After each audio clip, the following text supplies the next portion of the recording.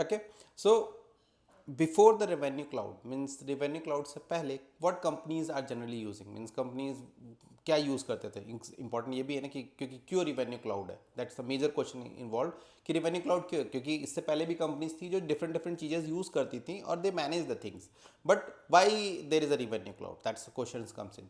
So important thing is that कि the thing is that we have a before the revenue cloud we have a multiple tools for the different different things. Okay, in this you can see that we have a tools like we have a CPQ for manage the our code thing. Okay, code, and then we have a means product configuration and code, that is the CPQ thing exactly we can say that. So वहाँ पे हमारे पास product configuration था और code था. ठीक है, अब यहाँ पे रिवेन्यू क्लाउड में जब हम आते हैं तो और हमारे पास डेटाबेस अलग अलग, जैसे ओरेकल सीपीक्यू क्लाउड हम यूज़ करते थे ताकि वहाँ से डेटा लाकर हम सेल्फ सीपीक्यू में सिंक अप करना होता था, मतलब एक ये भी होता था. ठीक है, तो यहाँ पे क्या हो गया कि हमारे पास सिंगल सोर्स ऑफ ट्रूथ हो गया, हमें मल्टीपल जगहों पे सिंक नहीं करना है रिवेन्यू क्लाउड में, हमारा एक ही जगह पे सिंगल सोर्स ऑफ ट्रूथ है.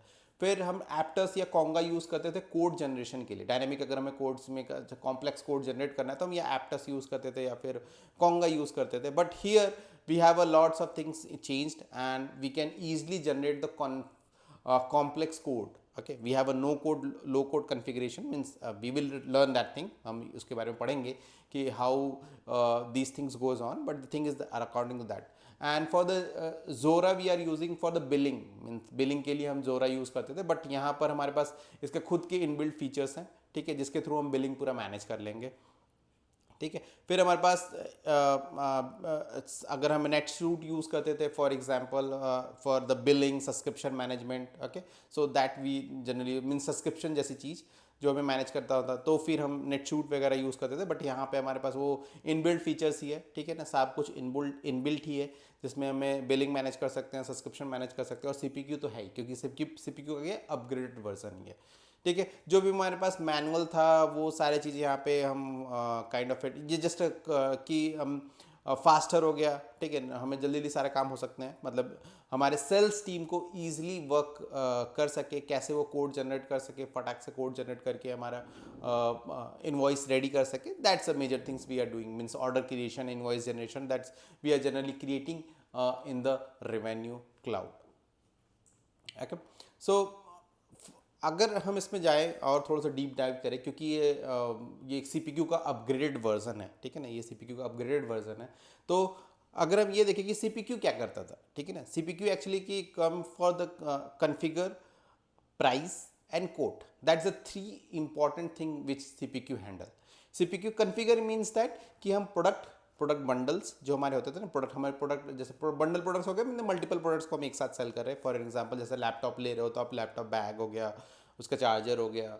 ठीक है, और कुछ एक्सेसरीज हो गई. ठीक है, नहीं ये सब क्या है, प्रोडक्ट हमने लैपटॉप, हमारा लैपटॉप मेन है, उसके ये सारे जो एक्सेसरीज मिला के हमें एक साथ अगर हम सेल करते हैं तो उनको बंडल्स बोलते हैं. तो प्रोडक्ट बंडल्स हो गया, या प्रोडक्ट सिंगली कोई सेल कर रहा है, तो ये सारी चीज़ें कन्फिगर करना कि हमें कोई चीज़ अगर सेल करनी है तो वो किस तरीके से सेल होगी. ठीक है, फिर उसका प्राइस, प्राइस मीनिंग क्या प्राइस होगा, कैसे डिस्काउंट लगाना है. ठीक है ना, क्या हमें प्राइसिंग मॉडल रखने हैं, वो सारी चीज़ें, डिस्काउंट कैसे अप्लाई करना है. फिर ये जब कन्फिगर हो जाता है तो फिर हम सीपीक्यू में कोड जनरेट करते थे. ठीक है, कोड जनरेट करते थे, जो कोड से जनरेट हो जाता था जिसको हम वापस से भेज सकते थे इलेक्ट्रॉनिक सिग्नेचर्स के लिए, या फिर कोई पीडीएफ जनरेट करना हो, ये सारी चीज़ें होती थी. ठीक है, तो ये बेसिक फंक्शनैलिटी थी सीपीक्यू की. ठीक है, यही बेसिक फंक्शनैलिटी थी जो हमारा मेन जहाँ से हमारा कहते हैं कि सेल्स टीम स्टार्ट होती है. ठीक है, जिसमें हम प्रोडक्ट एग्जैक्टली सेल करना शुरू करते हैं. तो ये काइंड ऑफ जो सीपीक्यू है हमारा सबसेट है रेवेन्यू क्लाउड का. ये आप हमेशा याद रखना कि जो जो फंक्शनैलिटीज हमारे सीपीक्यू में थी वो अभी भी है. ठीक है ना, revenue cloud it's not different than CPQ. CPQ में जो जो फंक्शनैलिटीज़ थी, जिस तरीके से फंक्शनैलिटीज़ होती थी, वो सारी चीज़ें हैं, बस थोड़ा सा यूज़र इंटरफेस बदल गया है. ठीक है ना, आप जब आप हम इसके सेशंस में जाएंगे तो थोड़ा सा सेशंस में आपको यूज़र इंटरफेस डिफर मिलेगा. काइंड ऑफ सीपीक्यू पे हम जैसे करते थे काम, बट कॉन्सेप्ट सेम है. ठीक है, दोनों के कॉन्सेप्ट सेम है. Whatever we are doing in a CPQ, the same thing we are also doing in a revenue cloud.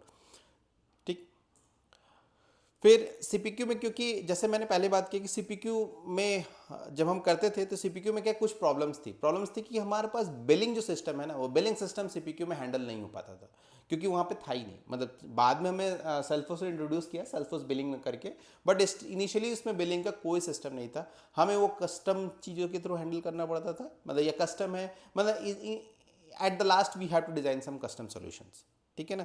तो एक ये प्रॉब्लम थी कि हमें जो कि कोई ना कोई कस्टम सॉल्यूशंस पे जाना पड़ता था सीपीक्यू के, specially for billing. Okay, specially for billing it has only partial solution for the billing, but we don't have a full billing, controlled billing, not over that. Okay, so that the major thing जहाँ पे हमारे पास manual efforts आ जाते थे, ठीक है। तो यही एक प्रॉब्लम थी जो नोटिस हुई और सेल्फोस का ये बिलिंग सिस्टम आया, ठीक है। यही इसी कारण से हमारा जो बर्थ हुआ वो रेवेन्यू क्लाउड का बर्थ हुआ, ठीक है। जो हमें 2020 में रेवेन्यू क्लाउड जनरेट हुआ, जो CPQ plus automated billing engine, order fulfilment and B2B and B2C management, ठीक है। These all things are consolidated together and there is a product evolved called Salesforce Revenue Cloud. Okay, that's the thing.